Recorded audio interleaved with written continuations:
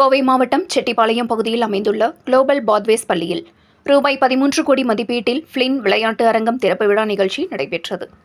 கோவை மாவட்டம் செட்டிப்பாளையம் பகுதியில் இயங்கி வரும் குளோபல் பாத்வேஸ் பள்ளியில் ஃபிளின் அறக்கட்டளை சார்பாக 13 கோடி ரூபாய் நிதியில் சுமார் 2 ஏக்கரில் 28,000 சதுர அடி பரப்பளவில் கட்டப்பட்டுள்ள அதிநவீன ஃபிளின் விளையாட்டு அரங்கத்தின் திறப்பு விழா நிகழ்ச்சி நடைபெற்றது.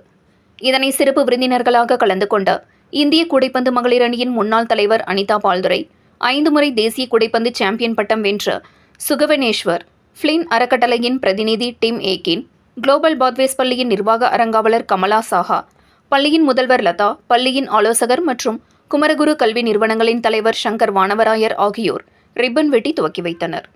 தொடர்ந்து மாணவ மாணவியர்கள் மத்தியில் பேசிய சங்கர் வானவராயர் கூறியதாவது: இந்த நவீன விளையாட்டு அரங்கத்தில் உலகத்தரம் கொண்ட கூடைப்பந்து உள்ளரங்கம், ஓடுதளம், ஜிம்னாஸ்டியம், டேபிள் டென்னிஸ், விளையாட்டு அமைப்பு, சதுரங்க விளையாட்டு, உடைமாற்றும் அறை, சிற்றுண்டி வளாகம், முதலுதவி அறை ஆகியவை அமைந்துள்ளது. சாதாரண குடும்பங்களைச் சேர்ந்த முதல் தலைமுறை கல்வி கற்கும் குழந்தைகளுக்கும் சிறந்த கல்வியை வழங்க வேண்டும் என்ற நோக்குடன் குளோபல் பாத்வேஸ் பள்ளி 2009ஆம் ஆண்டு வில்லேஜ் கம்யூனிட்டி ஃபவுண்டேஷன் எனும் அமைப்பு மூலம் கனடா நாட்டைச் சேர்ந்த தெரசா மெர்கீஸ் என்பவரால் நிறுவப்பட்டது.